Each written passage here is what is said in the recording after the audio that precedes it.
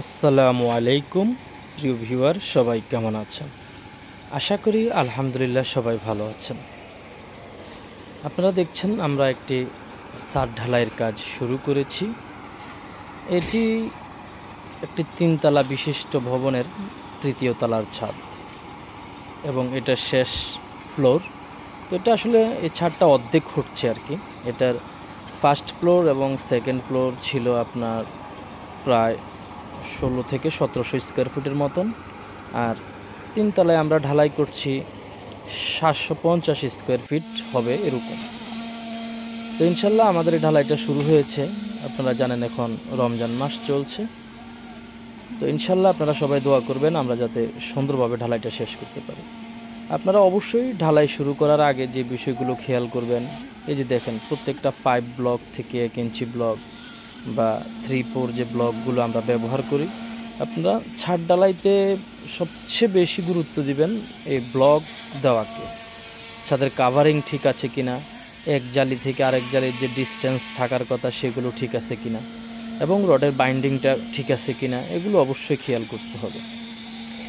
ছাদ ঢালাইতে আসলে সবচেয়ে বেশি গুরুত্বপূর্ণ কাজই হচ্ছে ক্লিয়ার কাভারিং। ঢালাইয়ের সবচেয়ে শক্তিটাই দেয় ঢালাইয়ের ক্লিয়ার কাভারিংগুলো যদি মেজারমেন্ট অনুযায়ী ঠিক থাকে। যে দেখেন আমাদের ইনশাল্লাহ আমাদের এখানে যে রডটা বাইন্ডিং হয়েছে, আসলে আমি সত্যি কথা বলি, আমি এই 3 তলা যখন ছাদের রডটা বাইন্ডিং হয়, আমি আসলে রমজান ছিলাম, উঠি নাই আমি।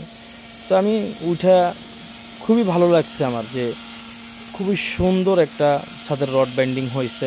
যদিও ছোট একটা কাজ বা আপনার 700 স্কোয়ার ফিটের কাজ, কিন্তু কাজটা খুবই সুন্দরভাবে দেওয়া হয়েছে এবং রড বাইন্ডিংগুলো ডাবল এক্সট্রা টপ দিয়ে খুবই সুন্দর করে কিন্তু ছাদের রডটা বাইন্ডিং করা হয়েছে। এই যে আমাদের ঢালাইয়ের জন্য যে ঘোলা তৈরি করা প্রয়োজন ছিল, আপনার যেখানে শুকিয়ে যায় সে জায়গায় দেওয়ার জন্য অনেক রোদ, তো সেজন্য আমরা এই ঘোলাটাও তৈরি করেছি।